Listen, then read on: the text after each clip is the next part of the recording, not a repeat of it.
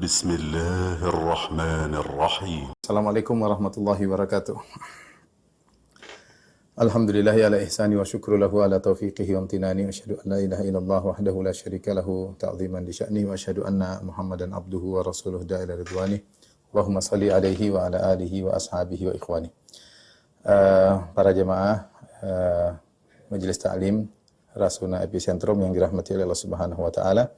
Kita melanjutkan bahasan kita dari kitab Talbis Iblis karya Al-Imam Ibnu Jauzi Al-Hambali rahimahullahu taala, dan kita sudah menyelesaikan muqaddimah. Kemudian pada pertemuan lalu telah kita bahas juga tentang talbis iblis terhadap orang-orang yang memiliki akidah-akidah yang menyimpang dan agama-agama yang menyimpang, dan kita masih belum selesai dari bab tersebut, yaitu bab 5 tentang orang-orang yang memiliki akidah-akidah yang menyimpang.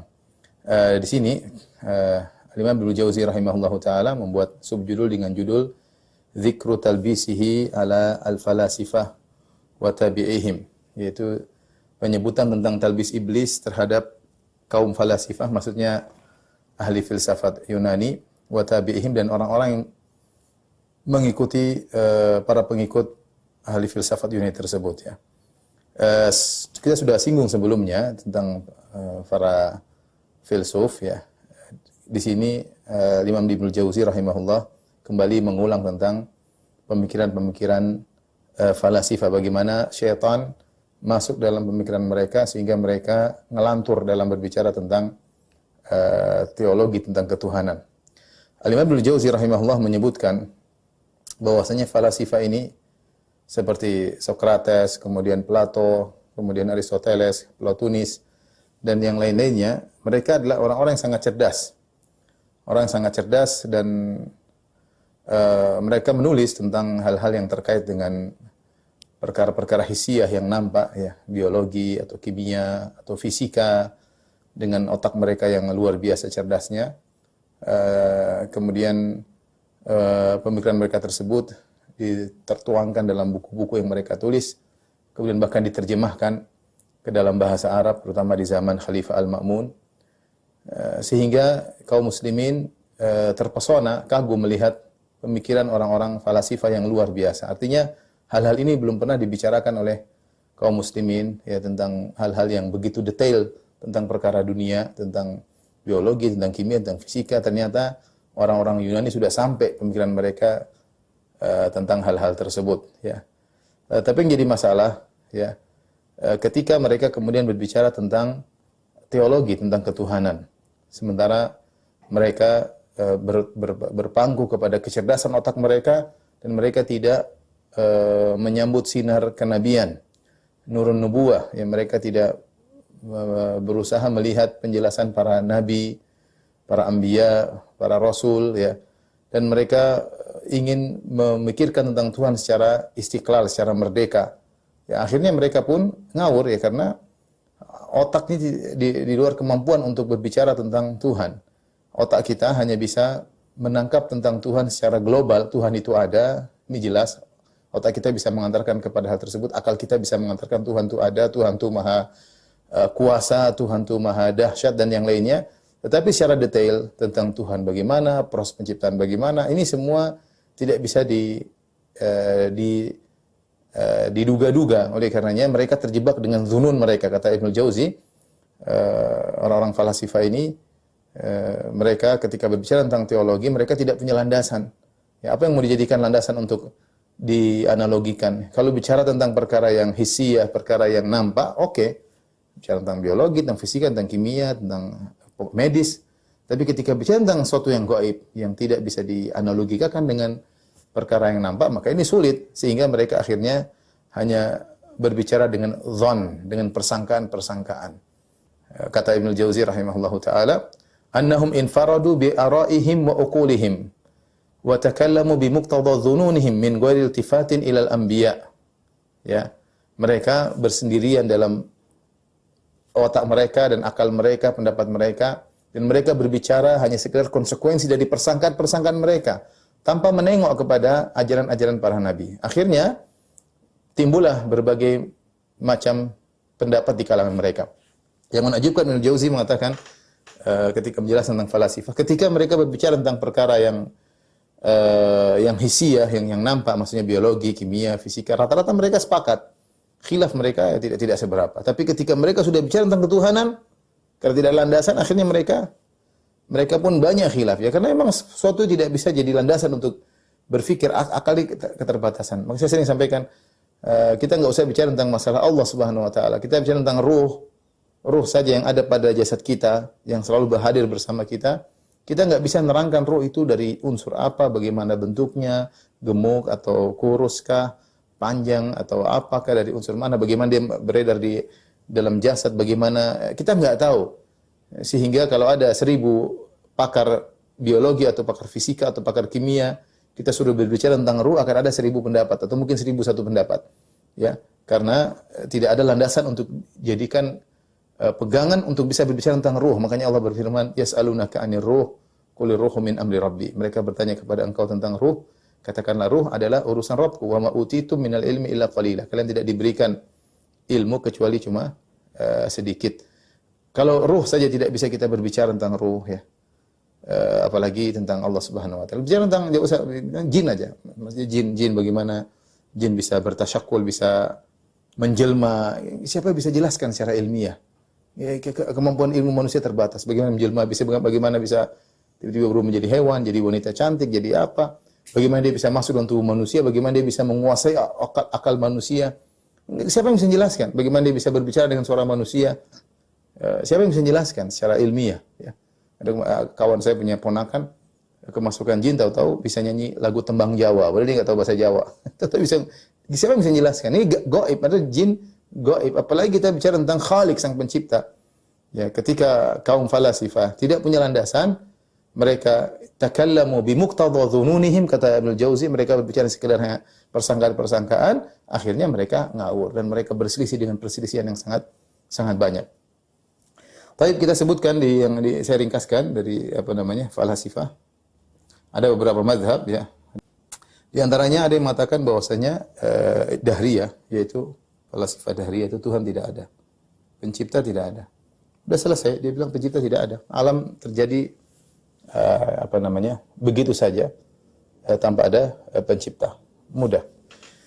Yang lain berpendapat lebih, dan ini pendapatnya Sokrates, kemudian Plato, Aristoteles, bagaimana dinukil dari buku-buku mereka, ya, bahwasanya mereka menetapkan alam ini tercipta dari ilah, namanya dengan ilah, dari ilah, al-ilah tamah, yang mereka sebab utama ya.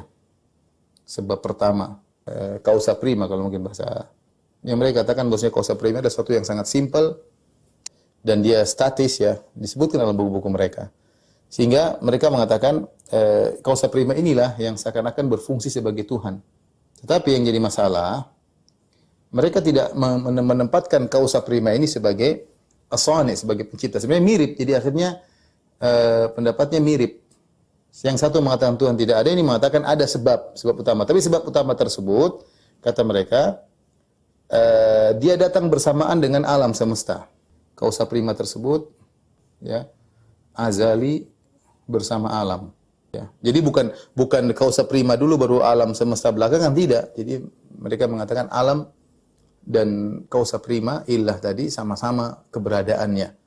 Ya, sama-sama. Cuma ini sebab, ini akibat. Tetapi sebab dan akibat itu keberadaannya sama. Dan ini yang disebut dengan pemikiran tentang qidamul alam, bahwasanya alam semesta ini azali. Mereka tentu iblis masuk dalam pemikiran mereka. Mereka mengatakan bahwasanya causa prima adalah suatu sebab yang sangat sempurna. Kalau suatu sebab yang sangat sempurna, maka sebab tersebut akibatnya tidak akan terlambat. Akibatnya akan bersamaan dengan sang sebab, sehingga munculnya bersamaan. Ya, kita berpikir sederhana, akibat pasti setelah sebab, ya kan? Ini sebabnya pena jatuh. Akibat pena jatuh. Kenapa pena jatuh? Karena sebabnya ada, saya lepas. Ya. Tidak ada namanya sebab dan akibat bersamaan. Kalau sebab dan akibat bersamaan, kita nggak tahu mana sebab, mana akibat. Ya. Tapi mereka, kemasukan logika iblis, mereka mengatakan causa prima ini sangat sempurna. Sehingga sangat sempurna, akibat yang muncul dari dia tidak boleh terlambat, harus sama persis dengan sebab tersebut. Sehingga melazimkan kata mereka alam ini adalah azali bersama sebab tersebut. Jadi kata mereka kausa prima tersebut azali bersama alam.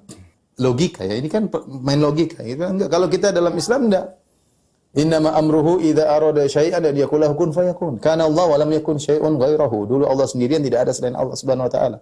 Kalau Allah ingin mencipta, Allah mengatakan innama amruhu idza arada syai'an an yaqul lahu kun fayakun. Sungguhnya Allah itu urusannya kalau ingin sesuatu, Allah hanya mengatakan jadi, maka jadilah. Ada sebab, ada akibat. Akibat muncul belakangan setelah sebab, ya, langsung tanpa ada jeda, tapi langsung tanpa ada jeda. Tapi mereka enggak, kalau mereka orang falasifah, sebab dan akibat persis berbarengan. Ya, akhirnya sebab yang mereka sebut dengan causa prima sebagai sebab terjadinya alam semesta ini yang fungsinya seperti Tuhan, membuat mereka menyatakan alam semesta azali bersama dengan sebab tersebut. Ini yang pertama. Yang kedua, mereka mengatakan munculnya akibat, dalam hal ini akibat maksudnya apa? Alam semesta. Alam dari sebab adalah konsekuensi dari sebab. Ya, jadi mereka mengatakan sebab ini bukan berkehendak menciptakan akibat, tidak. Perhatikan sini, ini terlalu tinggi, tapi ya begitulah ya. Mereka mengatakan, antum bisa baca dalam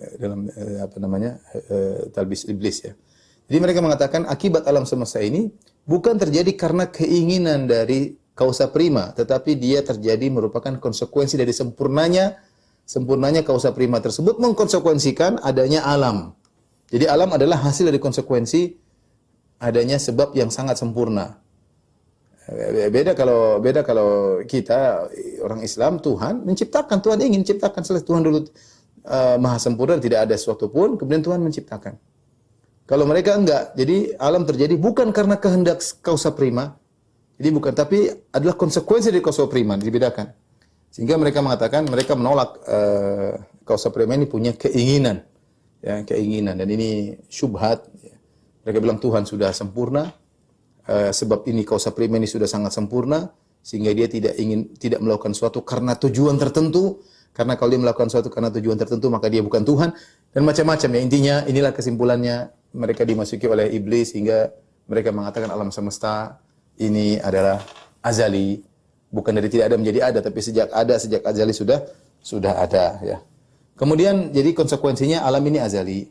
Kemudian mereka mengatakan juga konsekuensi yang berikutnya, alam azali, alam juga abadi. Mereka mengatakan tidak ada namanya alam hilang, alam abadi. Kita sudah melihat matahari jutaan tahun tidak berubah, abadi, tidak akan ada namanya alam hancur. Sebagaimana dia azali dan dia berarti keberadaannya adalah azali, pasti adanya, maka kalau dia azali maka dia juga akan abadi. Ya, ini semua murni logika. Ya. Nah, makanya kemudian timbul perselisihan di kalangan mereka. Sudah bahas tentang masalah bagaimana pengaruh filsafat terhadap pemikiran firqah-firqah yang ada dalam pengajian khusus tersendiri. Bagaimana pengaruh filsafat terhadap Jahmiyah, terhadap Mu'tazilah, terhadap Asy'ariyah, terhadap ahli filsafat seperti Ibnu Sina dan yang lainnya. Tapi intinya ini benar-benar murni konsekuensi dari logika mereka. Tanpa ada dalil sama sekali, mereka mempersyaratkan Tuhan harus begini, Tuhan harus begini, Tuhan harus memunculkan akibat tanpa akibat tersebut tidak boleh belakang, tapi bersamaan dengan Tuhan tersebut. Tuhan tersebut alam yang muncul bukan karena keinginannya, tapi konsekuensi dari kesempurnaannya. Dan alam ini azali dan alam ini adalah abadi. Dan ini semua tentunya bertentangan dengan akidah yang kita miliki. Tentu ini Ibnu Jauzi rahimahullah ketika menyebutkan ini hanya sebagian, karena sesungguhnya mereka sendiri khilaf antara Plato dengan Aristoteles dengan Platonis. Mereka ada khilaf yang kuat yang sudah pernah saya sampaikan dalam kajian tersendiri. Taib, ini satu mazhab. Mazhab yang lain, ini mazhab pertama, mazhab kedua. Jadi saya katakan tadi mazhab pertama Dahriyah mirip dengan mazhab kedua. Dari sisi sebenarnya Tuhan tidak ada ya. Sebenarnya Tuhan tidak ada karena alam terjadi bukan karena kehendak Tuhan, tapi konsekuensi dari sebab yang sempurna tadi. Tapi ada pendapat yang ketiga dari kalangan falasifah. Mereka mengatakan kami melihat pencipta itu ada. Pencipta itu ada. Dalilnya, kata mereka, dalilnya karena kami melihat alam ini muhdats. Muhdas itu baru ya.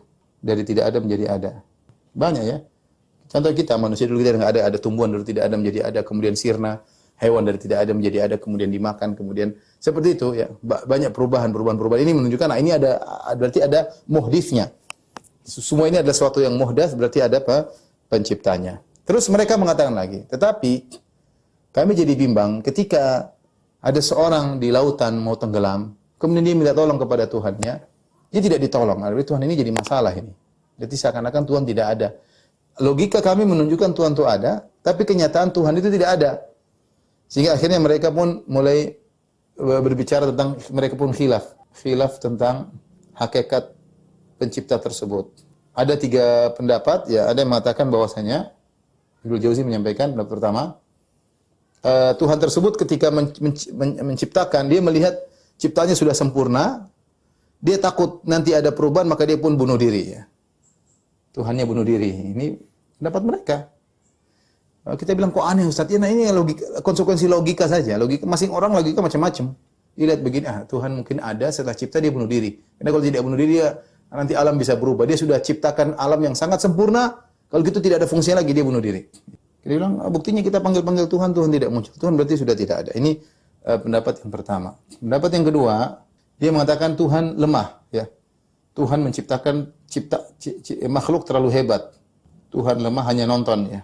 Dia ciptakan alam terlalu hebat, dia nggak bisa ya, sudah dia nggak bisa, dia sudah bikin sistem, Tuhan sudah bikin sistem aturan sunatullah bahwa sebegini, aturan sudah berlaku, kemudian dia nonton. Dia mau ngatur nggak bisa lagi. Sehingga ada yang minta tolong tidak bisa dia tolong. Ya, karena mereka menganggap buktinya ada kejahatan, buktinya ada bencana alam, ini Tuhan sudah tidak bisa ngatur lagi. Jadi mereka namanya muskilatus syarr ya. Ada buku pembahasan tentang muskilatus syarr. Jadi mereka kok ada keburukan di alam. Ini Tuhan, kalau Tuhan ada harusnya tidak ada keburukan. Logika mereka begitu. Ini sudah kita bahas dalam masalah pembahasan ateisme ya. Tapi intinya mereka mengatakan makhluk terlalu hebat, Tuhan sekedar nonton. Pendapat yang ketiga, kata mereka bahwasanya Tuhan menyebar dirinya ke seluruh alam. Jadi Tuhan menyatu dengan seluruh alam. Ini semua akidah falasifah Yunani yang disampaikan oleh Ibnu Jauzi rahimahullahu taala. Dan ini murni hanyalah sekedar logika. Iblis main logika mereka. Mereka tidak punya cahaya kenabian untuk memikirkan tentang Tuhan. Akal mereka tidak mampu. Mereka maksakan mikir tentang Tuhan. Akhirnya mereka buntu. Dan mereka pun berselisih. Sebagaimana yang kita sebutkan secara umum ada 3 pendapat besar. Ada yang menolak Tuhan. Ada yang mengatakan Tuhannya kausa prima. Hanya sebab tapi akibatnya muncul bukan dengan kehendak. Yang ketiga, Tuhan itu ada tapi Tuhan tidak ada fungsinya. Ini 3 pendapat dari kalangan falasifah. Baik, kita lanjutkan, masih lanjut tentang falasifah. Ibnu Jauzi juga menyebutkan tentang dalam kitabnya Talbis Iblis ya, tentang masalah ilmu Tuhan, ilmu Allah ya. Ilmu Khalik. Ini tentu bagi yang menetapkan dari pencipta entah kausa prima atau pencipta ya. Falasifah berpendapat ya, falasifah Yunani. Dan ini termaktub dalam buku-buku mereka, pernyataan Aristoteles ya. Dan buku-buku Aristoteles sudah terjemahkan dalam bahasa Arab ya. Buku Plato juga ya. Konun Plato ya. Buku-buku sudah diterjemahkan ya dalam bahasa Arab. Falasifah Yunani mengatakan bahwasanya pencipta tidak berilmu kecuali hanya dirinya. Sama, ini juga logika semata. Kenapa falasifah Yunani berpendapat demikian? Kata dia karena Tuhan itu sempurna. Logikanya sederhana, setan masuk kata mereka, Tuhan itu sempurna, Tuhan tidak boleh memikirkan kecuali yang sempurna pula. Maka dia tidak boleh memikirkan tentang makhluknya yang penuh dengan kekurangan. Maka yang dia pikirkan dirinya sendiri. Ini tentu ngawur ya. Kalau logikanya masuk, ini iblis ya. Jadi logikanya apa? Subhatnya logikanya, Tuhan Maha sempurna dan tidak boleh mikir kecuali yang sempurna pula, yaitu dirinya semata. Kalau kita lihat sekilas logis, ya logis menurut falasifah Yunani. Tapi kalau kita praktekkan inilah kekurangan. Masa Tuhan tidak tahu? Kelazimannya apa? Tuhan tidak tahu apa yang terjadi sekarang. Tuhan hanya tahu tentang dirinya saja. Tidak tahu sekelilingnya. Tidak tahu apa yang terjadi pada hewan, pada makhluk ciptaannya. Kalau kita Islam enggak. Ala ya'lamu man khalaq. Allah mengetahui semua yang Allah ciptakan. Wa ma tasqutu min waraqatin la ya'lamuha. Tidak ada satu daun pun yang jatuh kecuali Allah mengetahui. Ya, Allah mengetahui makhluknya, Allah mengurus makhluknya. Wa ka'ayyin min dabbatin la tahmilu rizqa Allahu yarzuquha wa iyyakum. Betapa banyak hewan melata tidak bisa mengurus rezekinya, Allah yang ngurusin. Allah tahu ya. Ya alamu kha'inatal a'yun wa ma tukhfi sudur. Allah tahu lirikan mata dan apa yang disembunyikan dada manusia. Allah tahu. Ya. Semuanya Allah tahu ya. Kalau mereka enggak, logika mereka ini logika bahaya. Allah Tuhan sempurna, Tuhan tidak boleh mikirkan kecuali sempurna, berarti Tuhan hanya tahu tentang dirinya saja. Selainnya enggak tahu. Maka aneh. Berarti lebih sempurna makhluk daripada Tuhan. Hewan aja tahu tentang Tuhannya. Manusia tahu tentang penciptanya.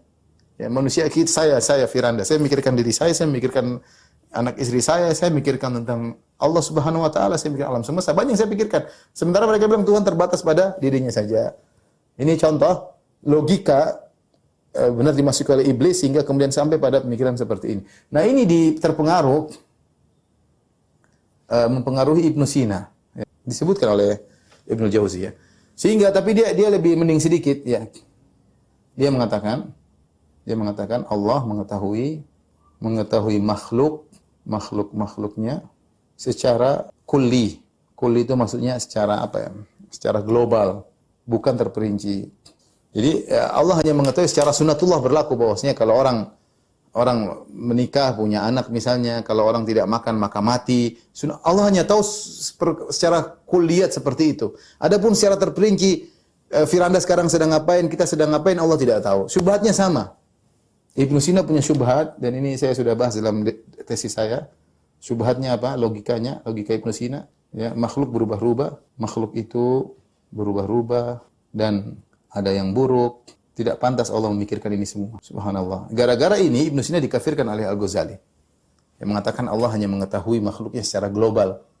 Ya, tidak secara detail. Dan ini bertentangan dengan banyak ayat. Murni Ibnu Sina terjebak dengan logika falasifah Yunani. Dia hanya terjebak dengan logika filsafat Yunani sehingga dia berpendapat demikian dalam buku-bukunya ya. Kemudian Ibnu Jauzi juga menyebutkan ini juga mempengaruhi Mu'tazilah. Mu'tazilah yang kemudian mengatakan bahwasanya ilmu Allah wa zatuhu, ilmu Allah wa qudratuhu wa zatuhu. Ilmu Allah dan kudrah Allah adalah zatnya sendiri. Ini pembahasan lebih detail kita tidak akan bahas karena terpengaruh dengan pemikiran filsafat bahwasanya namanya Tuhan itu simpel, tidak boleh terdiri atas kasrah, tidak boleh terdiri atas beragam. Jadi Tuhan itu satu kesatuan, makanya tidak boleh mengatakan zat dan ilmu, tapi ilmu Allah itu zatnya Allah sendiri. Allah berilmu, ilmu Allah adalah zat Allah itu sendiri. Ini hanya filsafat yang tidak perlu dipahami. Pembahasannya lebih spesifik bagi orang-orang yang membahas tentang asma wa sifat. Tapi intinya ini saya kasih gambaran sederhana bagaimana filsafat iblis masuk dalam pemikiran filsafat karena dia memikirkan tentang Tuhan tanpa ada petunjuk dari kenabian, ajaran Nabi, sehingga dia logika sendiri. Logika liar. Ya, masing-masing punya logika. Filsafat Yunani punya logika, Aristoteles punya logika, Ibnu Sina punya logika masih mending sedikit tapi sama-sama ngawur ya. Baik, kemudian berikutnya masih juga tentang filsafat, tentang al-ba'ats, tentang hari kebangkitan. Jadi mereka mengingkari kebangkitan jasad dan mengingkari dikembalikan ruh ke jasad. Ini sehingga mereka mengatakan bahwasanya surga dan neraka tidak ada ya. Surga dan neraka tidak ada. Ini sama, ini mempengaruhi pemikiran Ibnu Sina. Ibnu Sina terpengaruh. Dalam kitabnya Risalah Al-Atuhiyah, Ibnu Sina mengatakan tidak ada kebangkitan jasad. Yang ada hanya ruh. Gara-gara ini juga beliau dikafirkan. Gara-gara ini beliau juga dikafirkan oleh Ghazali ya. Karena mengingkari kebangkitan jasad sama dengan pemikiran orang-orang musyrikin Arab dahulu yang Allah sebutkan dalam Al-Qur'an dalam surat Yasin di antaranya wa daraba mathalan wa nasiya khalqah qala man yuhyil 'idhama wa hiya ramim. Orang kafir mengatakan siapa yang bisa menghidupkan kembali tulang belulang ini setelah sirna ya. Sehingga dia mengatakan tidak mungkin kebangkitan jasad. Kenapa? Murni logika. Karena logika mereka tidak sampai. Ya, kata mereka bagaimana? Sekarang sederhana begini, ada ini misalnya ini daging manusia ini dagingnya sekian. Sekarang dia punya jasad. Jasadnya misalnya dimakan oleh ikan hiu. Ikan hiu akhirnya dimakan lagi oleh manusia yang lainnya. Sehingga terkadang satu daging aja di-sharing oleh beberapa makhluk. Ya, manusia pertama, ikan hiu, manusia kedua, sehingga ada irisan anggota tubuh yang bergabung pada manusia pertama, manusia kedua, dan selanjutnya mungkin dan yang lainnya, sehingga mereka bilang ini tidak mungkin, secara logika tidak mungkin. Kemudian bagaimana yang sudah hancur tulang daging-daging sudah jadi unsur yang lain, sudah jadi pohon, sudah jadi hewan, bagaimana bisa kembali lagi? Ini semua tidak masuk logika mereka dan tidak masuk logika dari Ibnu Sina. Sehingga akhirnya mereka mengatakan tidak ada kebangkitan jasad, ya. Dan ini sudah kita jelaskan dalam pembahasan secara detail bahwa ini adalah kekufuran yang benar-benarnya Allah mampu untuk membangkitkan itu semua. Allah mampu untuk mengulangi proses kimia untuk dikembalikan kembali, yang sudah jadi debu bisa menjadi daging kembali, dan Allah menumbuhkan, ya, dan manusia dibangkitkan dari bagian tubuh mereka di dunia, kemudian juga Allah tumbuhkan bagian manusia tersebut dengan pertumbuhan tersendiri. Intinya ini murni logika, membuat orang-orang filsafat Yunani terjebak dengan logika mereka karena tidak dibimbing oleh wahyu dan diikuti oleh sebagian pengikut mereka seperti Ibnu Sina dan yang lainnya. Baik, kita lanjutkan. Berikutnya, setelah menyebut tentang falasifah dan para pengikutnya, Ibnu Jauzi membuat subbab judulnya Dzikru talbisihi ala ashabil hayakil. Hayakal, ya. Dzikru talbisi ala ashabil hayakil, tentang talbis iblis terhadap orang-orang yang menyembah haikal-haikal. Maksudnya apa? Jadi Ibnu Jauzi menyebut ada sekelompok manusia, ya, yang mereka meyakini bahwasanya benda-benda langit di alam sana, di langit, benda-benda langit seperti planet-planet, planet tersebut ada ruhnya. Ada ruhnya yang ruh tersebut menempati planet-planet tersebut. Dan gerakan-gerakan planet-planet tadi mempengaruhi terjadinya peristiwa-peristiwa di alam ini. Jadi mereka mengatakan ada planet tersebut ada ruhnya. Ada ruhnya seperti ruh bagi jasad manusia. Tapi di sana di alam langit sana. Sehingga kemudian mereka memiliki pengagungan terhadap benda-benda langit tersebut. Nah, mereka kemudian meyakini bahwasanya benda-benda langit ini seperti matahari, seperti bintang, planet ini, planet Mars, planet Merkurius, planet macam-macam, ya, planet yang mereka anggap memiliki kehidupan di sana, memiliki proyeksi bentuk di atas muka bumi. Mereka misalnya planet ini mirip dengan hewan ini, planet ini mirip dengan, sehingga mereka akhirnya membuat haikal-haikal. Haikal maksudnya bentuk. Logikanya jadi setan buat mereka, iblis masuk membuat mereka memahami bahwasanya benda-benda langit yang ada di langit, misalnya matahari, rembulan, planet Mars, planet Merkurius, planet Venus, Pluto dan yang lainnya, itu ada ruh-ruhnya dan gerakan-gerakan planet tersebut memiliki pengaruh di alam semesta. Apa yang terjadi di bumi terpengaruh dengan gerakan-gerakan ruh-ruh tersebut. Nah, benda-benda langit tersebut punya bentuk proyeksi yang ada di atas muka bumi. Mereka ini sesuai dengan khayalan mereka. Mereka misalnya planet Mars ini seperti hewan ini, planet ini seperti hewan ini. Akhirnya mereka membuat haikal-haikal, yaitu bentuk-bentuk di atas muka bumi ini untuk mereka ibadahi sebagai bentuk penyambungan mereka dengan rohani-rohani yang ada di langit. Akhirnya terjadilah mereka menyembah ini perwakilan dari matahari, ini bentuk perwakilan dari planet ini. Kemudian mereka pun menyembahkan korban-korban, ya. Korban-korban. Ada yang mereka yakini planet ini adalah pembawa kesengsaraan, pembawa penderitaan, maka mereka korbankan hewan tertentu. Ada yang mereka korbankan anak yang tidak punya kesalahan misalnya, ya. Kata mereka misalnya kepada matahari, engkau adalah benda langit yang tidak punya kekurangan, engkau murni, maka kami korbankan kepada engkau yang mirip dengan engkau, itu anak yang bersih, tidak punya dosa sama sekali, kemudian dibunuh untuk matahari tersebut melalui patung-patung yang mereka buat di atas muka bumi ini. Ini disebut dengan ashabul hayakil, yaitu yang menyembah haikalan-haikalan, ya. Mudah-mudahan bisa dipahami. Ya, kita mungkin aneh, tapi ya begitulah. Ada sekelompok manusia seperti ini yang mereka meyakini ada kehidupan sana di alam langit dan diproyeksikan di atas muka bumi dengan bentuk-bentuk tertentu. Kemudian mereka pun melakukan kurban-kurban agar ada kebaikan yang datang kepada mereka dan keburukan bisa terhindar dari mereka. Taib, setelah itu Ibnu Jauzi rahimahullah menyebutkan tentang dzikru talbisihi ala ubadil asnam, tentang talbis iblis terhadap para penyembah berhala. Kok bisa terjadi penyembahan terhadap berhala, ya? Saya bacakan.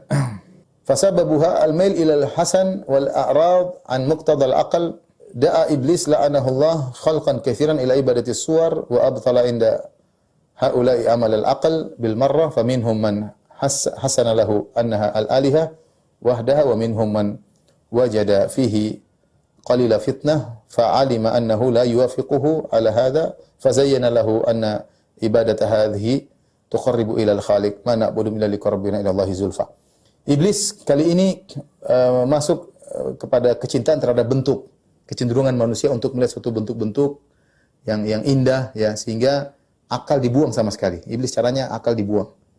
Akal dibuang agar orang-orang terpengaruh kepada bentuk-bentuk. Kemudian digambarkan kepada mereka bahwasanya patung-patung ini adalah sesembahan yang punya pengaruh kalau disembah. Kalau ada sebagian mereka yang menggunakan akalnya bahwasanya kok bisa kita nyembah patung, maka iblis menghiasi lagi dengan berkata, yang kalian sembah ini untuk mendekatkan kalian kepada Allah Subhanahu wa taala. Sebagaimana pernyataan orang-orang musyrikin yang Allah abadikan dalam Al-Qur'an, mereka berkata, "Ma na'buduhum illa liqarribuna ila Allahi zulfa." Kami tidak menyembah sembahan-sembahan kami kecuali untuk mendekatkan kami kepada Allah dengan sedekat-dekatnya. Jadi kalau bisa langsung menyembah berhala-berhala tersebut, iblis jebak mereka, mereka bisa, ya sudah, akal tidak dipakai. Atau kalau mereka masih berakal, berpikir kok bisa kita nyembah patung, maka iblis membuat syubhat bahwasanya penyembahan tersebut dalam rangka mendekatkan kalian kepada Allah Subhanahu wa taala. Adapun asal muasal penyembahan terhadap berhala sebagaimana pernah kita sampaikan tentang kisah kaum Nabi Nuh. Kisah kaum Nabi Nuh yang di mana di situ ada orang-orang soleh yang Allah sebutkan Wad, Suwa, Yaguth, Ya'uq, Nasr, 5 orang soleh yang mereka senantiasa beribadah di suatu tempat. Ketika mereka meninggal maka orang-orang membangun patung dalam rangka untuk mengenang ya. Awalnya bukan untuk disembah tapi untuk apa? Mengenang. Patung-patung soleh tersebut kalau dilihat membuat masyarakat termotivasi untuk beribadah kepada Allah Subhanahu wa taala. Dibuatlah patung tersebut dan dinamakan dengan nama orang-orang soleh tersebut. Lama kelamaan berjalan dengan waktu ya. Hatta idza halaka ulaik wa nusiya al-ilmu ubidat, kata Ibnu Abbas menceritakan tentang kisah ini. Ketika para generasi yang membangun patung-patung tersebut meninggal dunia, muncul generasi berikutnya dan ilmu sudah dilupakan, tidak ada yang mendakwakan tentang tauhid. Akhirnya datang syaitan mengatakan ini patung-patung disembah. Disembah agar mendekatkan diri kalian kepada Allah Subhanahu wa taala. Ubidat, akhirnya patung-patung tersebut disembah. Ini awal ya. Awal adalah patung-patung tersebut perwakilan dari orang-orang soleh yang kalau disembah membuat mereka dekat kepada Allah Subhanahu wa taala.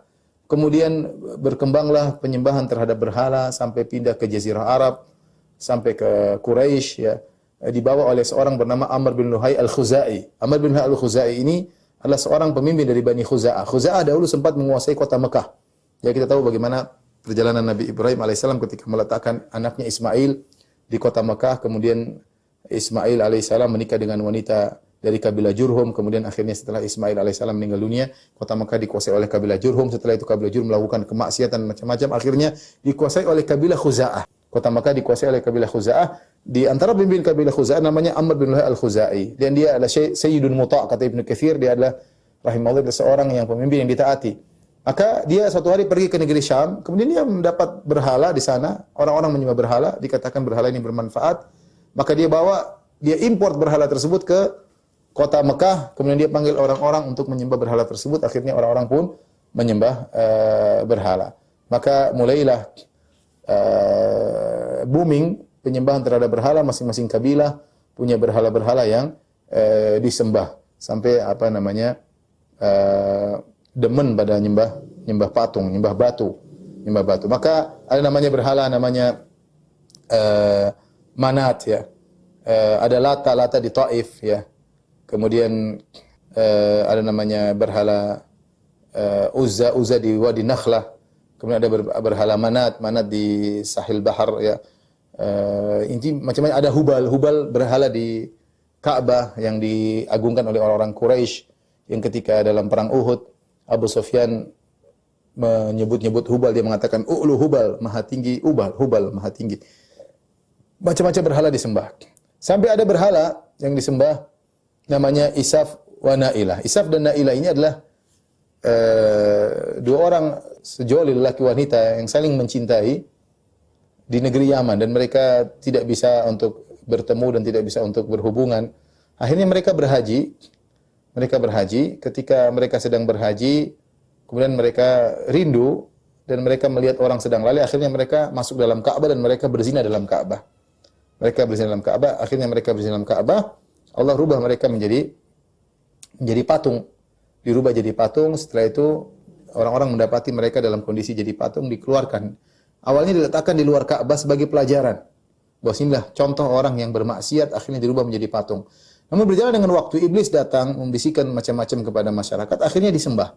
Sembah orang datang, akhirnya sembah Isaf dan Nailah, mengusap patung ini, kalau lagi tawaf diusap. Kalau mereka ingin melakukan sesuatu, mereka mengundi nasib di hadapan patung tersebut. Jadilah banyak patung-patung yang disembah. Saking demennya mereka menyembah patung, mereka kalau kemana-mana mereka bawa patung. Ya. Mereka terkadang kalau lupa bawa Tuhan, mereka cari batu 4. Mereka cari batu 4, disebutkan oleh Ibnu Jauzi kisah-kisah tersebut. Mereka cari batu 4, kalau ada batu satu yang paling bagus, mereka jadikan Tuhan, 3 batu yang lain dijadikan sebagai tungku untuk kidir, untuk untuk masak ya. Untuk masak bertumbuh pada 3 batu. Satunya jadikan Tuhan. Bahkan dalam satu riwayat disebutkan mereka satu hari berjalan di tengah perjalanan, kemudian mereka kehilangan Tuhan mereka. Maka di antara mereka ada yang berkata, "Iltamisu rabbakum." Carilah Tuhan kalian yang baru karena Tuhan kalian hilang. Akhirnya mereka cari-cari, tidak lama mereka sedang mencari, tiba-tiba ada suara lagi mengatakan, "Inna wajadna rabbakum," kita sudah dapat Tuhan kalian, au syibhahu, atau yang semisal dengan Tuhan kalian. Jadi hobi ya untuk menyembah patung. Bahkan kalau mereka tidak dapat batu, sebagaimana disebut oleh kalau tidak salah Abu Raja At-Taridi ya, kalau tidak dapat batu mereka ambil pasir, kemudian mereka tumpuk, mereka kasih semacam susu supaya bentuk semacam bentuk gundukan, kemudian mereka tawaf. Intinya demen menyembah berhala. Syaitan masuk ke dalam benak mereka menyatakan bahwasanya berhala-berhala ini mendekatkan kepada Allah Subhanahu wa taala. Dan akhirnya berhala-berhala tersebut disembah. Dan ternyata penyembahan berhala sampai sekarang masih banyak ya. Masih banyak berhala-berhala disembah. Tapi rata-rata berhala-berhala tersebut adalah lambang dari seorang yang soleh. Atau yang dianggap soleh. Ya. Atau yang dianggap apa? Soleh. Ya, itu berhala-berhala tersebut lambang dari sesuatu yang dianggap roh-roh yang dianggap soleh kemudian disembah. Dan aneh. Makanya Allah mengatakan, "Alahum arjulun yamshuna biha, am lahum aydin yabtishuna biha, am lahum a'yunun yubsiruna biha, am lahum adhan yasma'una biha." Bagaimana mereka menyembah berhala? Apakah berhala-berhala tersebut punya kaki untuk berjalan? Kalian yang menyembah punya kaki untuk berjalan. Kalian yang menyembah berhala, kalian punya mata untuk melihat. Kalian yang menyembah punya tangan untuk memukul. Kalian punya yang menyembah, kalian punya telinga untuk mendengar. Berhala enggak punya. Bagaimana kalian lebih sempurna menyembah berhala yang tidak sempurna? Ini hal yang konyol. Ya. Allah juga berkata, "Ata'buduna ma tanhitun." Bagaimana kalian menyembah apa yang kalian pahat sendiri? Nah, harusnya logika menunjukkan kita itu menyembah yang menciptakan kita. Bukan kita menyembah apa yang kita ciptakan. Jadi mereka pahat patung, mereka sembah patung tersebut. Aneh. Namun demikianlah akal tidak jalan. Maka benar firman Allah Subhanahu wa taala dalam surat Ar-Rum, "Ya'lamuna dhahiran minal hayatid dunya wa hum 'anil akhirati hum ghafilun." Ya, perkataan Syekh Sa'di indah tentang ayat ini mengatakan orang kafir itu benar-benar ahli dalam perkara dunia. Mereka tahu secara detail, mereka menemukan penemuan yang begitu banyak ya. Pesawat, kapal, teknologi, tapi kalau sudah bicara tentang akidah, otak mereka enggak jalan ya. Di antara mereka ada yang menyembah nabi, di antara mereka ada yang menyembah berhala, di antara mereka ada yang menyembah sapi, di antara mereka yang ateis, otak mereka tidak jalan. Ya'lamuna dhahir min hayatid dunya. Mereka tahu tentang keindahan dunia, tetapi akhirat mereka lalai ya. Oleh karenanya ini di antara tipuan syaitan sehingga menjadikan orang-orang akhirnya menyembah berhala. Di antara berhala tersebut kalau disembah mendekatkan kepada Allah Subhanahu wa taala. Tapi demikian saja Kang Oji dan kawan-kawan yang bisa saya sampaikan. Insyaallah kita lanjutkan pada kesempatan yang lain. Kalau bisa mohon maaf. Wabillahi taufiq wal hidayah. Assalamualaikum.